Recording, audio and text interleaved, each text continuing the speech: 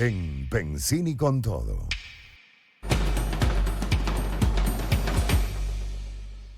Cinco y 46 minutos. Bueno, seguimos aquí con ustedes, Circuito de Éxito. Ya tenemos nuestro primer invitado de hoy. Es nuestro amigo, politólogo, consultor político, asesor de comunicación y socio director de Log PNS Consultancy, Pablo Quintero. Pablo, bienvenido al programa. Siempre un gusto hablar contigo. ¿Cómo te ha ido? Hola Pedro, buenas tardes. Gracias a ti por la invitación, como siempre. Bueno, muchas gracias. Quería comenzar, bueno, son muchos los temas que tenemos que analizar.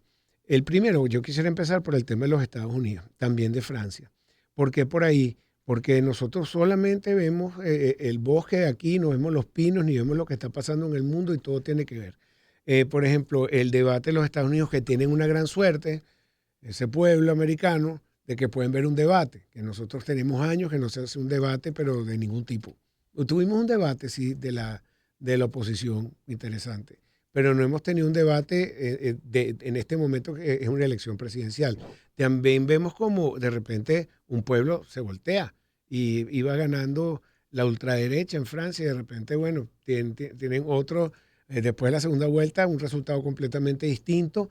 Y eso sí, tienen como un Congreso un poco más equilibrado. Quería tu valiosa opinión y cómo transferimos eso, en qué podemos aprender de lo que sucede en estos países para Venezuela, por favor, y bienvenido. Bueno, Pedro, primero que nada, las realidades políticas de Francia, Estados Unidos y Venezuela son totalmente distintas. Estamos hablando de países abiertos, países donde evidentemente hay una división de poderes bastante clara, notada, notoria.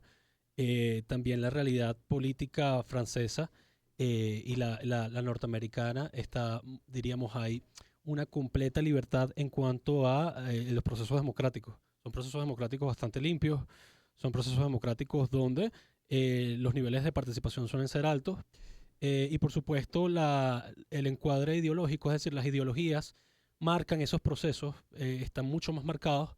Estamos hablando en el caso francés, evidentemente la ultraderecha de Marine Le Pen, apoyada también por un joven de 28 años que se llama Jordan Bardella, que era aspirante a primer ministro.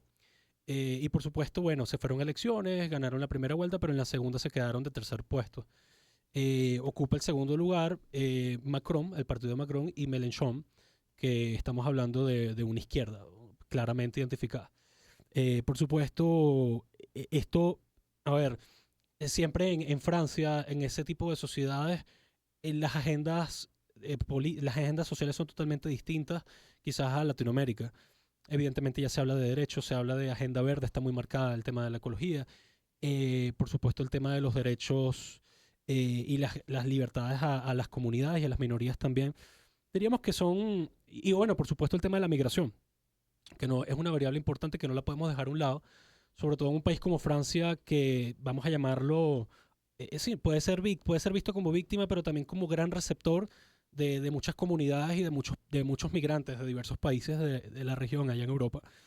Pero esto le presenta evidentemente ciertos desafíos al que suma el poder. Y gran parte de los desafíos es cómo lidiar con una población de carácter musulmán, cómo lidiar con una población que viene de África en unas condiciones bastante precarias. Evidentemente el gasto para el Estado es bastante alto en esto. Son realidades, pero lo que gravita en todo eso, Pedro, es al día de hoy en las sociedades modernas, en los sistemas políticos modernos, es uno, vemos cómo se maneja un poco de lo que llaman, lo que ya decía Samuel Huntington en Lucha de Civilizaciones. Vemos la civilización occidental aferrándose a la idea marcando cierta brecha de resistencia con esa civilización, diríamos, islámica, de alguna manera. Pero también vemos el miedo a las debacles económicas y a los problemas económicos que existen. En su momento pasó con Grecia también, y también ha pasado con España. Entonces ahora, si nos vamos y bueno, por supuesto el elemento ideológico siempre va a estar presente. Y si nos vamos a Estados Unidos, Pedro, es una sociedad que es bastante crítica porque vemos que dos candidatos presidenciales y que no representan, no demuestran futuro desde el punto de vista dentro de sus cualidades. No son jóvenes, esto no quiere decir que sea necesariamente malo, pero estamos hablando de dos candidatos que no le están hablando a un Estados Unidos, una sociedad rebelde con muchísimas necesidades, muchísimas desigualdades. Y Estados Unidos, al día de hoy, Pedro, vemos que eh, comparte el mismo temor que Francia y que algunos países de Europa, y es el miedo al populismo, el miedo al fascismo, el miedo a la derecha, el miedo a esos autoritarismos que se disfrazan de democráticos, pero que en el fondo son culto a la personalidad. Es un cóctel de cosas, como lo vemos tal vez en el gobierno de Nayib Bukele, que hace poco dio unas declaraciones amenazando a los empresarios con bajar los precios. Entonces tú dices, bueno, ¿cómo es esto que tú eres el presidente de la nueva política, el de las libertades, pero amenazas a aquellos empresarios para regular? ¿Cómo es eso que el Estado se mete a regular unos precios dentro del mercado? Entonces yo creo que en Estados Unidos el miedo está en el regreso de Donald Trump, en las medidas, en los excesos de Donald Una Trump. pregunta, pero el miedo es por el tema personal de la gente, del tema civil, porque Trump, en la época de Trump, económicamente a Estados Unidos le fue muy bien. No, tal vez es por lo que representa la escala de valores y de creencias que Donald Trump como candidato representa, Pedro. Estamos hablando de grupos xenofóbicos, grupos homofóbicos, sectores que son claramente racistas también, que son ultraconservadores, y eso le hace daño a una población que aspira a sus libertades completas. Entonces, también hay otros temas, los desafíos, la OTAN, el manejo de la guerra. No es lo mismo Biden a Trump. Trump ha amenazado en salirse de la OTAN. Biden ha hecho todo lo contrario, en reforzar el financiamiento en la OTAN, el apoyo a la guerra en Ucrania con Rusia. Son muchas cosas, pero lo que está el síntoma latente, Pedro, es el populismo. Es el populismo, es la demagogia, es el autoritarismo disfrazado dentro de gobiernos democráticos. Y eso lo vemos en Francia, lo vemos en España incluso con Vox.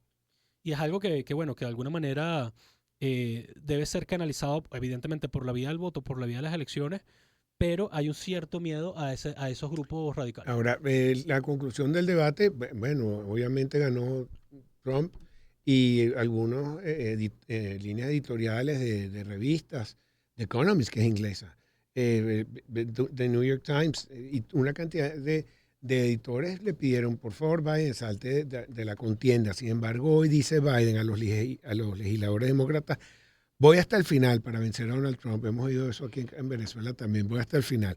Quiero que sepan que a pesar de todas las especulaciones en la prensa y en otro espacio, estoy firmemente comprometido a permanecer en esta contienda. Y ya no se trata de él y lo que él quiera, sino es la percepción del pueblo americano. Bueno, Pedro, allí te puedo decir responsablemente que si esa decisión fue tomada sobre una estrategia política que ya contemplaron con unas hipótesis y unos escenarios. Claro. Si él tomó la decisión de seguir hasta el final, es porque eso no le va a afectar dentro de su estrategia política y está consciente su equipo de que en efecto puede llegar hasta el final y puede ser presidente a pesar de las dificultades de salud, a pesar de todo el estrabismo que presenta, que es bastante grave porque Estados Unidos es un país importante, un líder occidental, es un país económicamente, es una potencia, debe tener un presidente fuerte y con sus cualidades y sus capacidades físicas y mentales para dirigir una nación en un proceso de cambio y de guerra tan rápido como lo estamos viviendo el día de hoy. Estamos hablando de 2024, no sabemos qué va a pasar en el 2025, cómo van a estar esas relaciones entre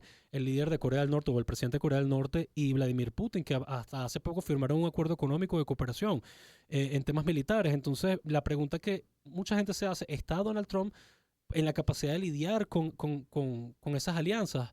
Desde el punto de vista cognitivo incluso, no nos estamos metiendo en otros temas, estamos hablando de la salud del candidato. Pero, ¿De Trump o de Biden? De Biden, perdón, disculpa, de Biden. Pero esto no es nada nuevo, Pedro. Las enfermedades suelen ocultarse en los líderes, en los presidentes, porque el poder termina siendo como una obligación. Y eso es algo que incluso lo podemos ver con Churchill, de hecho. Hizo lo mismo en Inglaterra en su momento. Pero es diferente, además que no tenía las redes, todo el mundo se da cuenta de todo. Yo te pasé un resumen que hizo la BBC de Londres que me pareció lo mejor que vi, donde titubeaba tanto y Trump le decía, bueno, tú esta vez ni entendiste lo que acabas de decir. Y entonces le decía a Trump, tú lo que eres un ladrón. Y él dice, bueno, pero yo todavía no tengo, no estoy convicto, en cambio tu hijo está convicto y tiene... Sí, fue duro, fue rudo. Fue bastante duro, pero el mundo... Hay muchísimas elecciones este año, Pedro, muchísimas. El mundo se está reorganizando. Vemos también como la victoria de los laboristas en Inglaterra, la izquierda, de alguna manera marca la pauta. Vemos la salida de Rishi Sunak y fue como un trago amargo para los británicos después de la nefasta gestión de Liz Truss, que básicamente estuvo para la foto con la reina antes de la reina fallecer. Son tantas cosas que vemos que la política cada vez va mucho más rápido. Las sociedades son mucho más demandantes en el escenario internacional. Pero vemos también ciertas necesidades de integración y lo vimos con el Mercosur y Lula da Silva. Nos vamos ya para este lado. Vemos cómo mientras en algunos países están en guerra, están en elecciones, de este lado se busca la integración entre los líderes de la región. Es la foto importante que está rodando por ahí. Tengo que hacer una pausa, Pablo. Al regreso seguimos contigo. Bueno, pero déjame terminar una pregunta. Estados Unidos prolongó por 1 año la licencia para exportación de gas licuado de petróleo a Venezuela. Vemos que están dando General Licenses, GLs, licencias generales. Esta es la licencia 40C, 40C, que entró en vigor el lunes. Entonces, sí hay como un juego de los Estados Unidos donde terminaron ganando, pusieron las sanciones a Venezuela y ahora manipulan para, yo te doy esta licencia o no, y bueno, obligó a que Venezuela negociara. Mucha gente dice, ay, ahora sí, a estas alturas vas a negociar. Un momento, las negociaciones son de lado y lado. No que fue alguien que tocó el timbre de la Casa Blanca. ¿Quieren negociar? O que vinieron aquí a pedirle. Esas son cosas que toman tiempo y que desde Barbados están llevándose adelante. Algunas se saben, otras que no se saben, ¿no? Sí, me parece importante, Pedro, y esto es algo que debería alegrar a todos los venezolanos, que este tipo de licencias permitan, por supuesto, más ingresos a nuestro país, permitan el desarrollo de la industria petrolera. Evidentemente, lo que aspiramos todos los venezolanos y más del 80% que está reflejado en las encuestas es que se levanten todas las sanciones impuestas por los Estados Unidos. Sanciones ilegales, sanciones que violan el derecho internacional, sanciones que de alguna manera son injustas para nuestro país porque no permiten la recuperación económica. Sabemos perfectamente que las sanciones no son la causante principal de la crisis, pero sí han agudizado la situación política el día de hoy. Y todas las gestiones que se hagan, Pedro, son favorables para el levantamiento y la flexibilización de las sanciones. Ahora, que esta licencia, ¿qué te indica a ti? 1, que la Casa Blanca está hablando directamente con Nicolás Maduro. 2, que el tablero es completamente energético y económico. Por supuesto que hay intereses políticos y todo lo demás. A Estados Unidos le conviene que se mejore la situación en Venezuela, pero eso no va a detener la búsqueda de una mejor economía para ambos países. Un win-to-win, un ganar-ganar. Pero por otro lado, Pedro, vemos que el gobierno venezolano ha apuntado y ha entendido también que Estados Unidos pudiera representar, sí, un adversario en temas políticos, pero también un aliado desde el punto de vista económico bastante interesante e importante. Entonces yo creo que en un momento electoral, año electoral para Venezuela y para Estados Unidos, ambos se necesitan. Muy bien. Al regreso, para que me expliques un poco, si gana la oposición o gana el gobierno, esto ayuda a ambas partes, me contesta después que regresemos a esta pausa. Ya regresamos. ¿Cuándo disminuye realmente la fertilidad en las mujeres? Un nuevo estudio desmonta la teoría de los 35 años y su punto de inflexión. Durante décadas, esta edad ha sido vista como un momento decisivo para la fertilidad femenina. Antes de los 35 años, suele decirse que la mayoría de las mujeres tendrán pocos problemas para concebir, pero en ese momento la fertilidad cae por un precipicio. Esta teoría no es cierta. De hecho, en cuanto a probabilidades, un estudio realizado en 2.820 mujeres danesas que tenían relaciones sexuales al menos 2 veces por semana, 84% de las de 25 a 29 años, 88% de 30 a 34, 73% de aquellas entre 35 y 40 años lograban concebir dentro de 12 ciclos menstruales. La edad no determina lo limitante y el hecho de ser más joven no garantiza que la gestación culmine de forma exitosa. Las parejas con una edad promedio entre 20 y 24 años, por ejemplo, tienen el mismo riesgo de mortalidad infantil que aquellas de 40 a 44 años. Y a las mujeres, ustedes no son las únicas responsables de este ciclo. También existe un mayor riesgo de aborto espontáneo si el padre tiene más de 40 años. Ni en short ni franelilla. El Consejo Municipal de Caracas discute ordenanza que regula los motorizados. ¿Qué se sabe al respecto?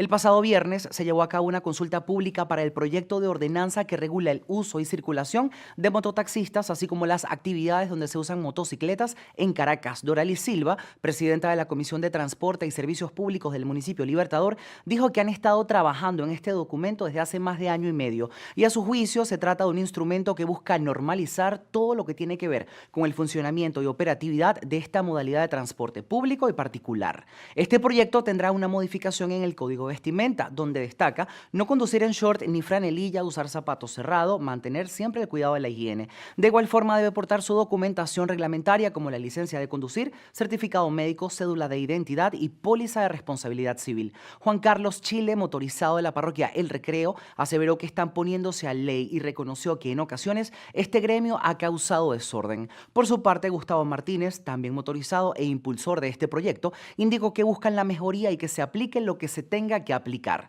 Para esta semana se prevé la aprobación en segunda discusión de este proyecto, para luego la aplicación del mismo en cada una de las 22 parroquias de la ciudad. Es importante resaltar que quienes incumplan con esta ley serán sancionados por el organismo correspondiente, tomando en cuenta la moneda de mayor denominación del Banco Central de Venezuela. ¿Alguna vez se ha preguntado qué hora es en la luna?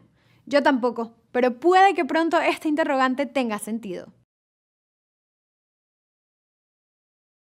Como parte de su estrategia para destacar en la feroz carrera lunar que vivimos actualmente, la Casa Blanca le pidió a la NASA trabajar en conjunto con otros departamentos del gobierno estadounidense con el fin de crear un uso específico para la Luna y otros cuerpos celestiales. Este proyecto debería estar listo en el año 2026 para definir lo que se denominaría como tiempo lunar coordinado. Pues una persona que esté en ese satélite con un reloj basado en el tiempo de nuestro planeta perdería aproximadamente 58.7 microsegundos cada día, además de otras variaciones. Esta propuesta, de acuerdo con los especialistas, busca garantizar que la transferencia de información entre naves sea segura, así como que la comunicación entre la Tierra, satélites lunares, bases y astronautas esté sincronizada. ¿Alguna vez se ha preguntado qué hora es en la Luna? Yo tampoco, pero puede que pronto este interrogante tenga sentido. Como parte de su estrategia para destacar en la feroz carrera lunar que vivimos actualmente, la Casa Blanca le pidió a la NASA trabajar en conjunto con otros departamentos del gobierno estadounidense con el fin de crear un uso específico para la Luna y otros cuerpos celestiales. Este proyecto debería estar listo en el año 2026 para definir lo que se denominaría como tiempo lunar coordinado. Pues una persona que esté en ese satélite con un reloj basado en el tiempo de nuestro planeta perdería aproximadamente 58.7 microsegundos cada día, además de otras variaciones. Esta propuesta, de acuerdo con los especialistas, busca garantizar que la transferencia de información entre naves sea segura, así como que la comunicación entre la Tierra, satélites lunares, bases y astronautas esté sincronizada. La depresión es una enfermedad que está en aumento en el mundo y ahora un nuevo estudio sugiere que la genética familiar podría influir en casos que son resistentes al tratamiento.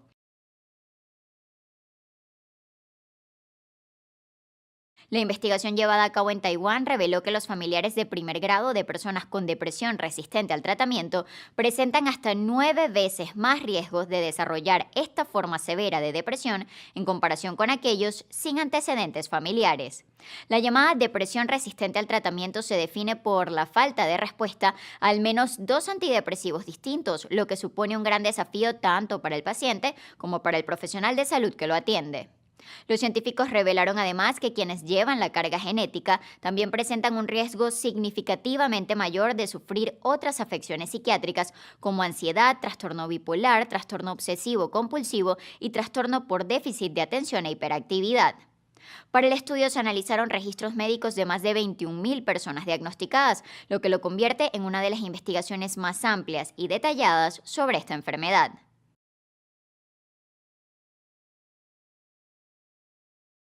¿Cuándo disminuye realmente la fertilidad en las mujeres? Un nuevo estudio desmonta la teoría de los 35 años y su punto de inflexión.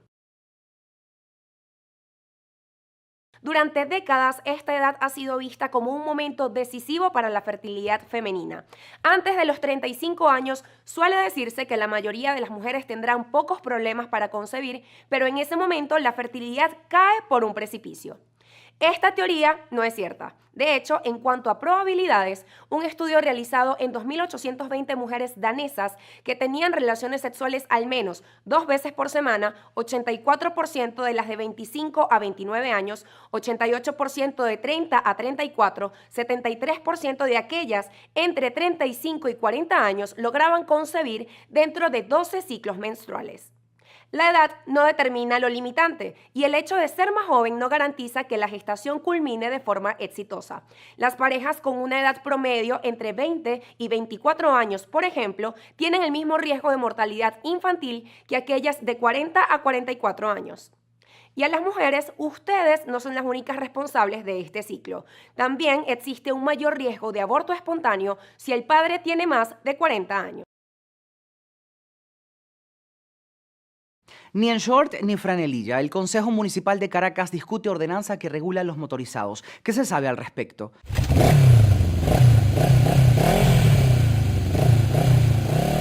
El pasado viernes se llevó a cabo una consulta pública para el proyecto de ordenanza que regula el uso y circulación de mototaxistas, así como las actividades donde se usan motocicletas en Caracas. Doralis Silva, presidenta de la Comisión de Transporte y Servicios Públicos del municipio Libertador, dijo que han estado trabajando en este documento desde hace más de año y medio y a su juicio se trata de un instrumento que busca normalizar todo lo que tiene que ver con el funcionamiento y operatividad de esta modalidad de transporte público y particular. Este proyecto tendrá una modificación en el Código Vestimenta, donde destaca no conducir en short ni franelilla, usar zapatos cerrados, mantener siempre el cuidado de la higiene. De igual forma debe portar su documentación reglamentaria como la licencia de conducir, certificado médico, cédula de identidad y póliza de responsabilidad civil. Juan Carlos Chile, motorizado de la parroquia El Recreo, aseveró que están poniéndose a ley y reconoció que en ocasiones este gremio ha causado desorden. Por su parte, Gustavo Martínez, también motorizado e impulsor de este proyecto, indicó que buscan la mejoría y que se aplique lo que se tenga que aplicar.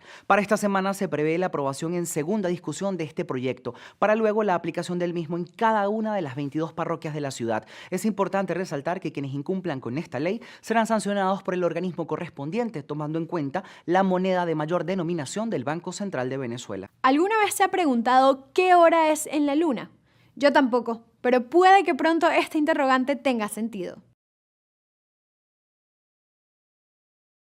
Como parte de su estrategia para destacar en la feroz carrera lunar que vivimos actualmente, la Casa Blanca le pidió a la NASA trabajar en conjunto con otros departamentos del gobierno estadounidense con el fin de crear un uso específico para la Luna y otros cuerpos celestiales. Este proyecto debería estar listo en el año 2026 para definir lo que se denominaría como tiempo lunar coordinado. Pues una persona que esté en ese satélite con un reloj basado en el tiempo de nuestro planeta perdería aproximadamente 58.7 microsegundos cada día, además de otras variaciones. Esta propuesta, de acuerdo con los especialistas, busca garantizar que la transferencia de información entre naves sea segura, así como que la comunicación entre la Tierra, satélites lunares, bases y astronautas esté sincronizada. ¿Alguna vez se ha preguntado qué hora es en la Luna? Yo tampoco, pero puede que pronto este interrogante tenga sentido. Como parte de su estrategia para destacar en la feroz carrera lunar que vivimos actualmente, la Casa Blanca le pidió a la NASA trabajar en conjunto con otros departamentos del gobierno estadounidense con el fin de crear un uso específico para la Luna y otros cuerpos celestiales. Este proyecto debería estar listo en el año 2026 para definir lo que se denominaría como tiempo lunar coordinado. Pues una persona que esté en ese satélite con un reloj basado en el tiempo de nuestro planeta perdería aproximadamente 58.7 microsegundos cada día, además de otras variaciones.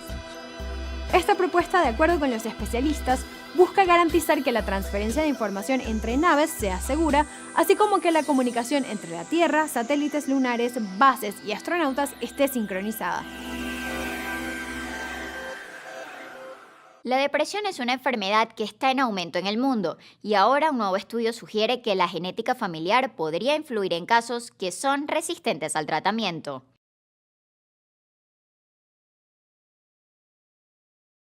La investigación llevada a cabo en Taiwán reveló que los familiares de primer grado de personas con depresión resistente al tratamiento presentan hasta 9 veces más riesgos de desarrollar esta forma severa de depresión en comparación con aquellos sin antecedentes familiares. La llamada depresión resistente al tratamiento se define por la falta de respuesta a al menos 2 antidepresivos distintos, lo que supone un gran desafío tanto para el paciente como para el profesional de salud que lo atiende. Los científicos revelaron además que quienes llevan la carga genética también presentan un riesgo significativamente mayor de sufrir otras afecciones psiquiátricas como ansiedad, trastorno bipolar, trastorno obsesivo-compulsivo y trastorno por déficit de atención e hiperactividad. Para el estudio se analizaron registros médicos de más de 21.000 personas diagnosticadas, lo que lo convierte en una de las investigaciones más amplias y detalladas sobre esta enfermedad.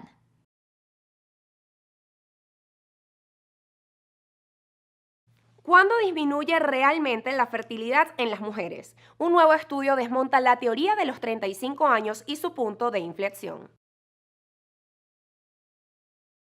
Su programa Pensini con todo en éxitos. Bueno, seguimos conversando con el politólogo, consultor político, asesor de comunicación, socio y director de Log PNS Consultancy, Pablo Quintero.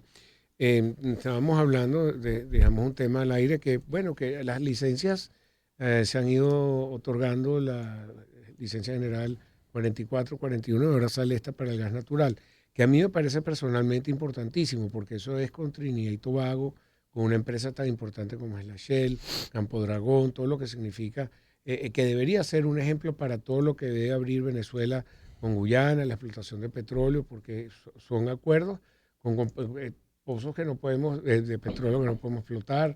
El gas lo estamos explotando a través de una compañía, pero todas estas liberaciones de sanciones benefician o no a Venezuela. ¿Esto es algo unilateral o Estados Unidos también tiene que ver? Por favor, para aclarar un poco, por la gente, uno habla del tema y muchos se ponen, bueno, que no pueden ni siquiera escuchar el tema. Bueno, Pedro, porque los que se molestan es porque en realidad quieren a Venezuela en la miseria y sancionada, para poder justificar sus acciones políticas, que son la mayoría de líderes políticos de oposición del extremo, que aplicaron lo que llamaban estrategia de máxima presión. Máxima presión, vamos a sancionar a Venezuela, vamos a llamar a intervención militar, todo eso está en las redes sociales, no es nada nuevo, ¿ok?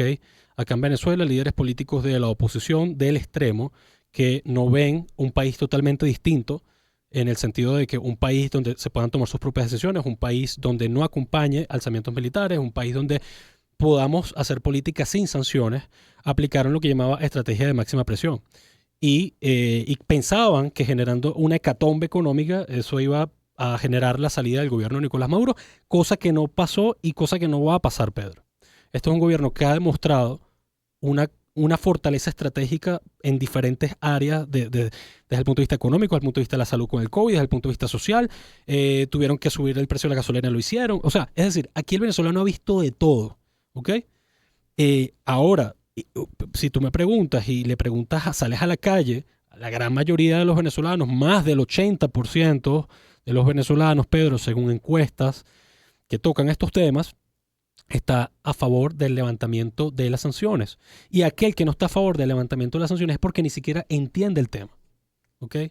No es lo mismo una persona que tú hables de las sanciones a una persona del interior del país, una persona, mira, que no entiende realmente la realidad política, a una persona hiperinformada en Caracas. Ahora, el levantamiento de las sanciones le beneficia a los empresarios, le beneficia a la economía local de nuestro país, le beneficia a nuestra empresa petrolera, le beneficia al desarrollo económico completo de todo el país. Y tú dirás, bueno, la economía es todo, también lo político, por supuesto, eso está atado a intereses políticos, La pregunta a era, negociación, sí, a diálogo, entendimiento. La pregunta iba por estas sanciones, si se levantan, sea el ganador de la contienda, oposición o gobierno, les favorece a ambas partes. A ambas partes les favorece porque hagamos un ejercicio hipotético. Si el día de mañana la elección la gana un candidato de la oposición, Pedro, evidentemente, si las sanciones se mantienen, va a tener que convivir con eso. Eso es falso, de que se dice de que llegando un candidato de oposición al poder las van a eliminar y eso aprietas un botón y las sanciones se... No, vas a tener que lidiar con el overcompliance, vas a tener que lidiar con una gran cantidad de consecuencias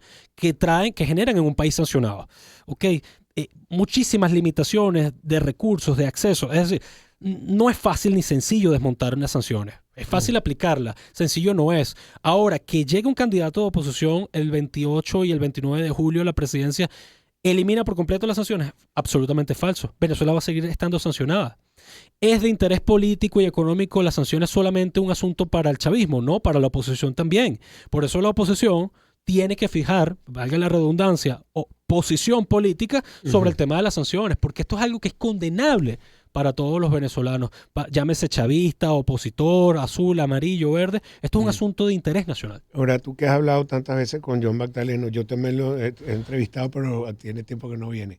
Pero John siempre dice que de los 53 casos que se ha estudiado de gobiernos que le han impuesto sanciones, que en ningún caso ha obligado a cambiar de un régimen autoritario a otro.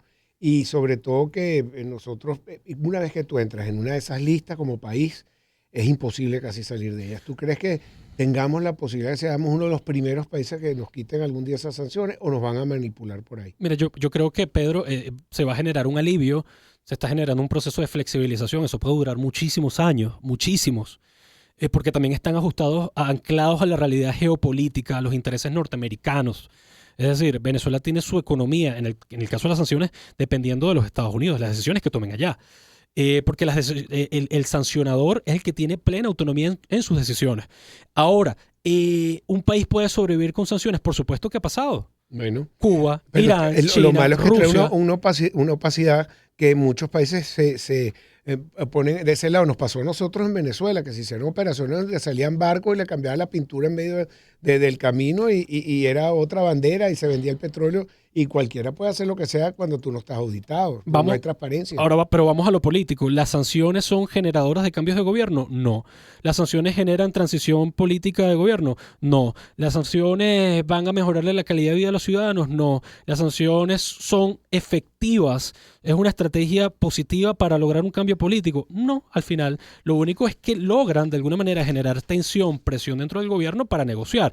Pero se ha demostrado, Pedro, a lo largo de estos años que las sanciones son una estrategia completamente fracasada. Insisto, deben revisarse con bastante cautela, pero deben eliminarse, deben levantarse. Muy bien. Bueno, Pablo, gracias por estar aquí. Bueno, seguimos conversando. Es Pablo Quintero, politólogo, consultor político, socio de Log & PS Consultancy. 6:18 minutos. Vamos a escuchar el tema con Sade con Paradise.